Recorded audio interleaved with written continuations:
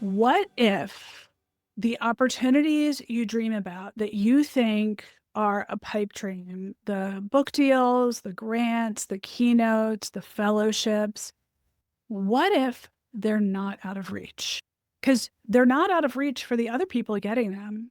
And I know that it's like a thorn in your side. I can't believe she got a book deal. You can get a book deal too. You've just never been taught how to pitch yourself. And today's guest, Dr. Vicki Johnson, hello, is here to change that because you know you belong on stage. You know there's a book in you. And this is about building authority. A book deal, a grant, a keynote, a fellowship, all of that builds your credibility. It boosts your visibility. You become discoverable. And all of that makes you an authority or a leading expert. Dr. Vicki, please help us. Because I know you just wrote a book that's tremendous about pitch your potential, and we'll talk about that a bit. But when you see people who are struggling, they know they need to get from where they are to where they want to be. And a lot of that has to do with building credibility.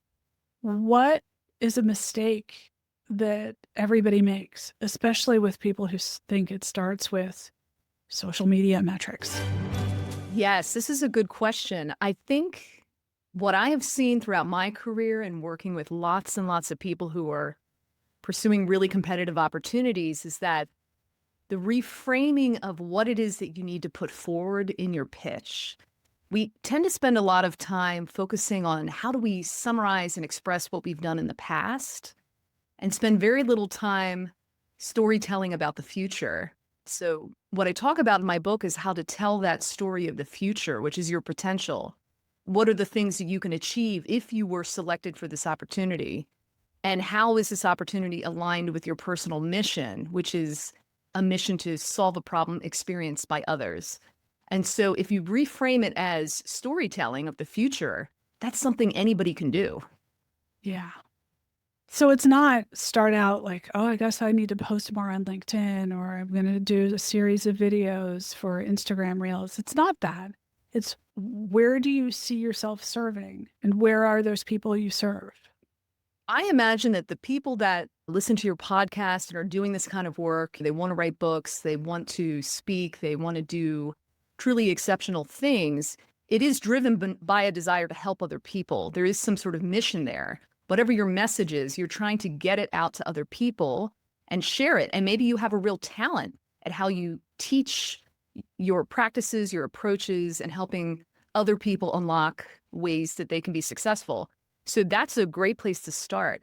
In terms of accessing these really competitive opportunities, it comes to, can you inspire the selection committee to pick you? Because we forget that they're choosing someone to invest in for a future outcome. They're not picking people based on who's got the best resume. No one's numerically adding up all the accomplishments and then picking someone with the highest score. I mean, sometimes it seems that way because people with big numbers, as I say, big schools, big resumes, top job titles, it seems like they win all of the opportunities, but that's not the reason that they were selected. It was really because they gave a compelling vision of their future potential that inspired the selection committee to say, hey, I want to invest in that.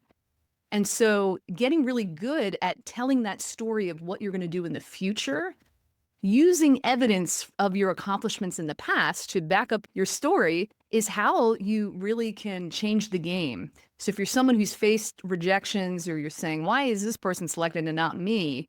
It's really the storytelling.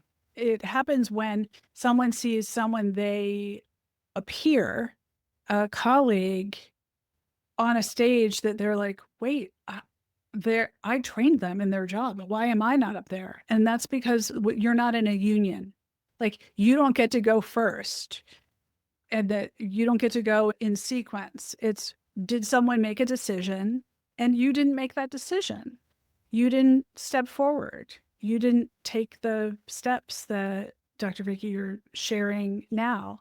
So when someone wants to build their platform or real authority, and the one first shift they need to make so that they're defining their relevance Where do you start with people? It does start with your mindset about the competition. And this is due to our comparison culture, which is deeply fueled by social media, but we're so concerned about our competitors and what they're bringing and about the subjective decision-making process that we don't focus enough on what we bring. So we really need to stop worrying about the competitors and even the process itself and really get focused on how do I be the most prepared applicant in this competition? And that starts with the mindset that number one, you deserve the opportunity. And Mhm. hopefully most of you start there. But even then, people have imposter syndrome and other things and think they still are not ready yet. But the thing is, you are ready. You are ready with everything you have right at this moment. But you need to express how are you going to use your unique package of lived experiences, skills, talents, ideas, and present that in a way that says, if I could be unleashed into this opportunity, here's what the outcome is going to be. And that storytelling is not something we're taught. I would say that people who know how to do this and have been really successful tend to either have it from intergenerational knowledge that they've gotten through their family networks or academic networks, or a lot of experience applying to lots of things and trying lots of things, failing a lot, having some success, building on that, improving the effort, or a combination of both of those things. And I would say for me, I didn't have a lot of intergenerational knowledge, but I did have some skills that I got from my parents. One was storytelling from my dad, who's a Lutheran minister. He's an experienced writer and speaker, so I was an apprentice to that all through my childhood. And then my mom, she was not a professional designer, but she loved interior design. She went back late in life to do her art history degree and did very well in it. And I realized that I learned attention to detail from my mom. So those two kind of innate, I don't know if they weren't innate, they were learned from my parents. Those skills, I kept cultivating them and realized, man, these two skills, just those two alone, could really unleash a lot more of who I am and what I could achieve and really tell that story. And that is what got me into a lot of competitive opportunities that other people said I wasn't really qualified for. We've got gatekeepers, we've got comparison culture.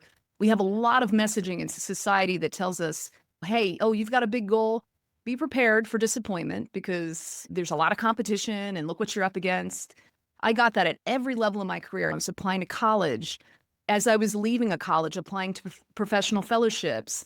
I got it when I started my company. I got it when I tried to start my PhD in my mid-30s. Every level, there's somebody that's going to tell you, oh, be careful there. That's a big goal. Maybe you're going to face some failure, some rejection.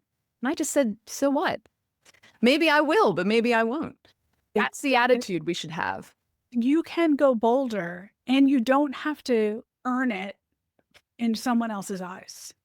We're so accustomed to getting permission or an invitation to the next level.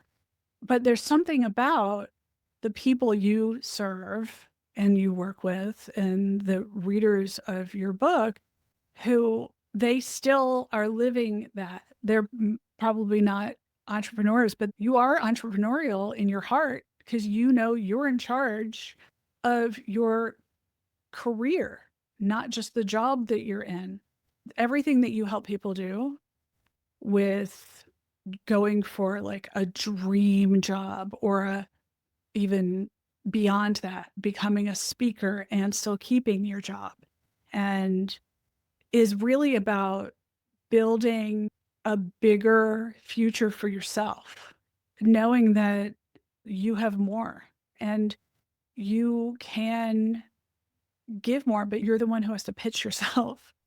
Yes. And I want to mention too, there's also this idea that there's a limited number of opportunities, that there's somehow too few opportunities to do the things that we want to do. And I think that's because we have this comparison culture and this competitive culture.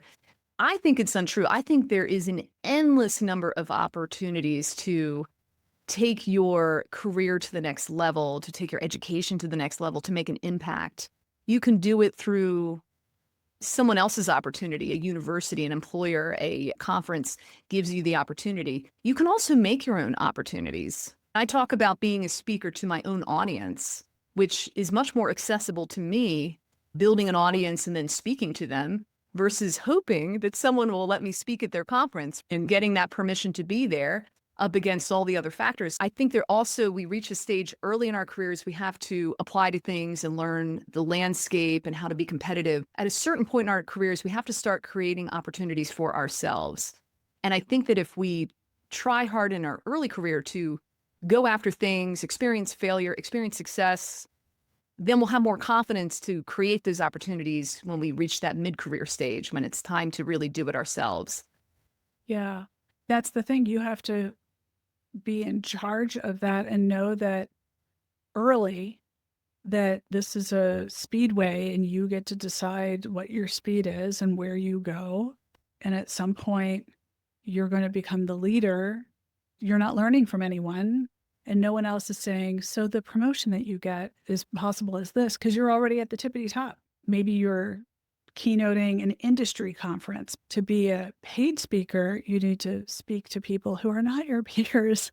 So you do need to break out and go bigger. And those opportunities require some proof that you have broken out. And that's what you're talking about when you say pitch your potential. But people don't know they're busy doing the thing that makes them awesome, makes them an expert. They don't know where a list of awards is, or what is a fellowship, or how do I find out what my dream job is. So when someone has the yearning and they're past their mindset issues, what's next for them? What's their assignment? Well, Allison, I am founder and director of ProFellow. ProFellow.com, not to plug it so deeply on this podcast, but it is a platform for fellowships and fully funded graduate programs, business accelerators. This is just one place that you can access opportunities that are merit-based that you have to apply for. That's one place that you can go. And we have a big free database that you can explore. And it's for all different career levels. So when you get there, you'll see that there's an early career platform, mid-career, scholar, and graduate student. But beyond that, beyond ProFellow, I would say that what I talk about in the book is really opening your eyes to the many different ways that opportunities come to you throughout your career. And one is just through your network. As you're working hard in your career, you're not just building your network, people that you're meeting and working with, but you're also setting your reputation. When you set a reputation for being a hard worker, when you're setting a reputation as, wow, that applicant, they didn't get chosen, maybe for whatever reason, but they put in a very high effort into that application. It builds your reputation. So that's why I say it isn't completely unrewarded when you apply for something and you don't get it. It's not completely unrewarded if you put in your highest effort, because people notice. People notice. And then if you start to realize that at mid-career, people start tapping you for opportunities that you're not going to find on the internet. So that is why you want to be that focused, authentically focused applicant throughout your career. It also means you need to stop applying for things that you don't really want. Sometimes we're applying for things that make us look successful, or it's something our parents told us to do, or this is what other peers are doing. But do you authentically desire that opportunity? Because if you are finding it hard to want to work on your application for it, it might also be a signal that you don't really want it that badly. And that's okay. But if you authentically desire something, I'll tell you what, it'll be much easier to put in that really high effort that's going to pay off no matter what the outcome is. I think that's so important to know what you want. And that's not the end. It's what does that opportunity then open a door to? Everything is a means to the next thing. Yes, the fellowship might be really enjoyable and really powerful, but if you don't know what you're going to do with the knowledge or with the experience, or if you don't know what you think it can lead to, it sure does help to start by knowing where you're headed. You certainly know that a book deal is not the end, because a book deal opens doors to speaking or consulting or many ways to monetize, and you can choose any of them. But it gives you such power to know, oh, I don't want to do that. Great. That means you're focused. That means the more you shine a light on the thing that you are aiming for, the more you'll see the opportunities along the way that make sense. Exactly. And it's not so much the opportunity itself, it's the mission outcome. So I do think it's important for people to decide What problem is it that they want to help solve in the world? And I don't mean your personal problems, problems experienced by other people. So it could be a social issue. It could be one of our big policy challenges. It could even just be making workplaces a better place to be. It could be raising children. It could be any number of challenges. I think most of us, and especially people who listen to podcasts like this, are focused on some sort of problem that's experienced by other people. If you stay focused on that, and less so much, I have to get this opportunity and this, the world doesn't work that way and life doesn't work that way. But if you stay focused on a mission, and your mission may change over years, it could be one thing this year, in 10 years, it's something different, but mission is what drives you. And then it also helps you decide what you authentically desire. What is it that is going to help you achieve that mission? And then that will give you the focus to be a really exceptional applicant and be able to tell that story of future impact. Maybe where we all start is finding out, what is that mission? What do we care about? What do we want to do? Then it's easier to identify the right opportunities, to put together the right story, and then develop the mindset that, hey, I deserve this opportunity because if I get it, I'm going to make the world a better place. That's really what it comes down to. Your desire to make the world a better place is the thing that makes you deserving of the opportunity. We have to stop worrying about, how does this look to other people? Am I successful? How do I prove my worth? It's not really about that. It's really about achieving your personal mission. Wow. Yes. Oh my gosh, that was so good. There's so much to dig into there because it's good to have criteria up front, even for the folks who go on Shark Tank and they're pitching their thing. Sometimes one of the sharks will say, I love this idea, but I don't invest in this, so I'm out. Because they have criteria. Even if they're like, that is a great idea, I love it, good luck. Anybody should get this. But those are the steps that people like to skip because they're not fun. And I hear this from young people especially, but I hear it from people in mid-career too. What am I doing with my career? What do I want to work on? There's people that want to do things that are more fulfilling. Maybe you've been in a career track for a long time and you're not sure. There's something about it that's missing. And I think it's because you do have a personal mission and it's misaligned with that. But even if you don't know what that mission is yet, there's something about it. It's not achieving something that is deeply personal to you. I do think if we all start there, and hopefully as early in our careers as we can, the more fulfilling the opportunities will be. We'll be less focused on looking successful and more focused on making an impact, working hard, creating a strong reputation, building our networks. And so this is like the whole ethos that I try to teach in the book. And the people who follow my work and have taken part in my workshops and courses, they do develop this mindset because a lot of people come in with this sense of, I need to have a better resume. I need to get over this. I have a lower GPA from undergrad. What do I do about that? I don't know what I want to pursue. These are very common questions. You're not alone if you feel that way, but your undergraduate GPA is not going to determine your success. I'll tell you that right now. When you read my book, you'll see strategies that explain how you leverage things that are completely accessible to you. I talk about things like how to be memorable, how to show alignment, how to have the right tone when you're talking about both your accomplishments and what you want to achieve, and also how to look at selection committees like friends and collaborators rather than thinking of them as judges, which just right there will put you at a disadvantage because you're thinking in a negative way about them and about your competitors. It's all just a mindset toward, I have a personal mission. I want to achieve that mission. And I'm going to pursue opportunities that will give me the resources and skills to do that. And if you're that focused, you're going to have success. I know it's hard to believe, but I really do feel like if you think in the moments in your life that you've had the most success, I'm going to guess it's because you had a deep, authentic desire for the thing that you were pursuing and it aligned with your personal mission. Absolutely. The side benefit to that is the things that don't align fall away. They do. You don't have to do everything. You shouldn't try and do everything. What I find the success factor can be is don't wait until you are like, well, I should get that fellowship this year. I want to get a book deal this year, but you haven't done any of the other work. You don't have criteria. You haven't been collecting the opportunities that get you closer to your mission. So you're starting with half the ingredients and then kicking yourself because you didn't start earlier. You can start today. You can start today with what you have and then keep going. Exactly. You can always build on that.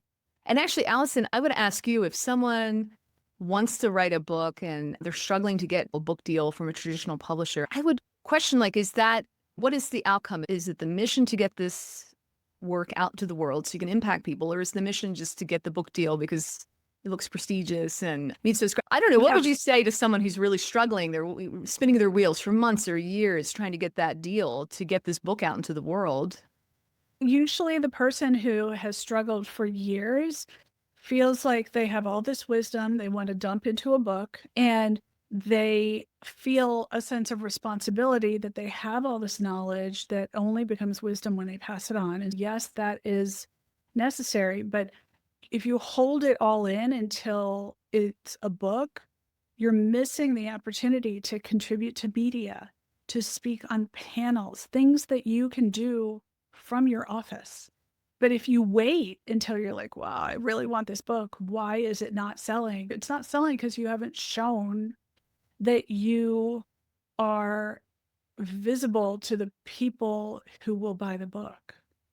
And so it all feeds in. It's the same. If you share what you want to put into this book in other forums that are immediate, you can go on YouTube and talk. You don't even have to go to other people's things. You can create your own platform, create your email list, create your LinkedIn pages, wherever you can share your message, you should do that. And then the more that you do that, probably the higher the likelihood you'll build a following and get a book deal. There's no reason to wait. That's what I mean by creating your own opportunities. You don't have to wait for someone to give you something to achieve your mission. You can also just find every opportunity to achieve that mission that's completely accessible to you, that there's nothing stopping you, right, from doing it.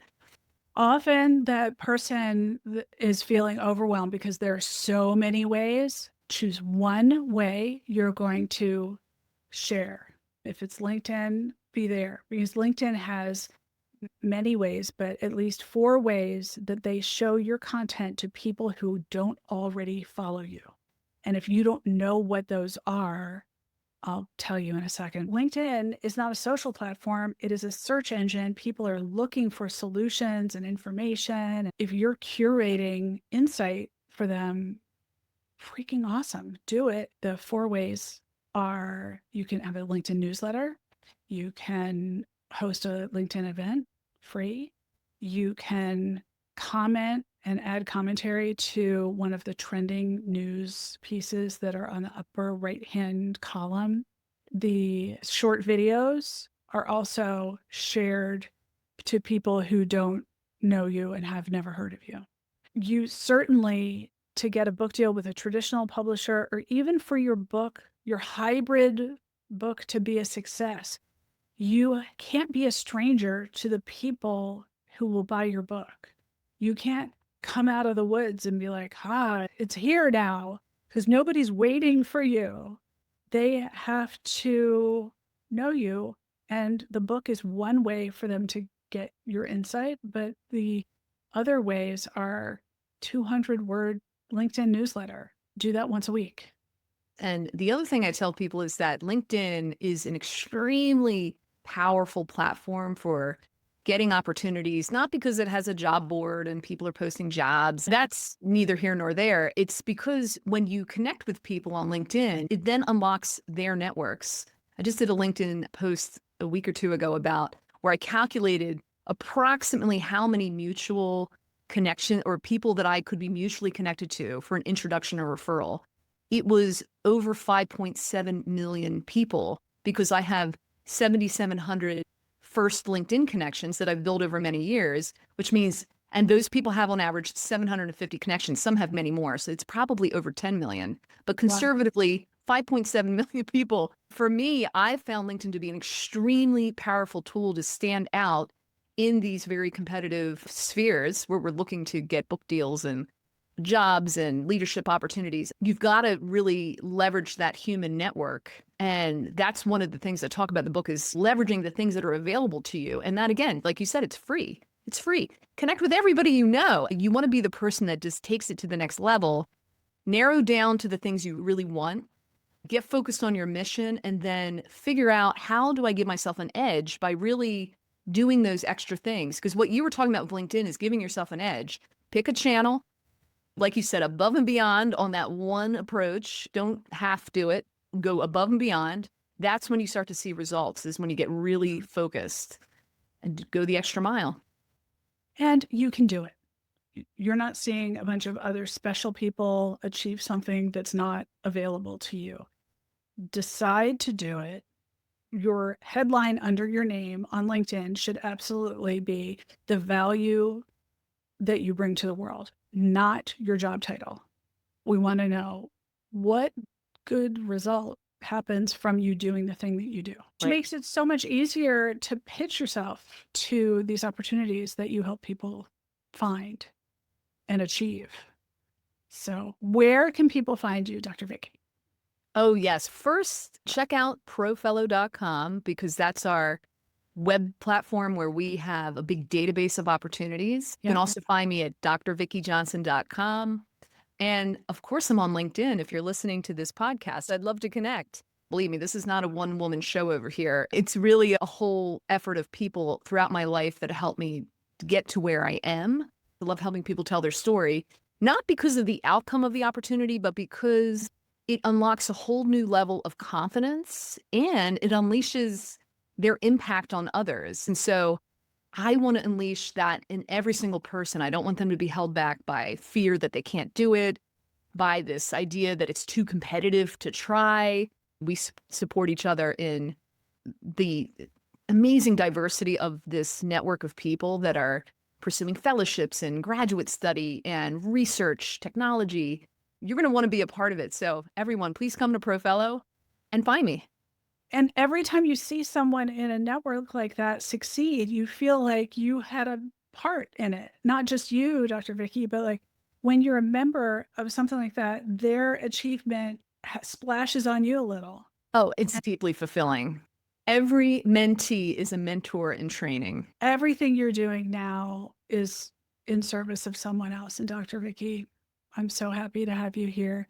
We'll have all these in the show notes and a link to your book, because you're going to want the bonuses that come when there are with the pre-order. So you're going to want access to Dr. Vicki, and you can only get that when you pre-order the book for a low cost. So don't miss out. This is your edge as an author.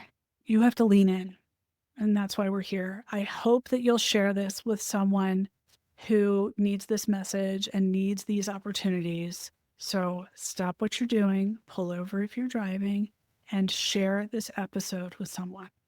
And I so appreciate it. And I know they will too.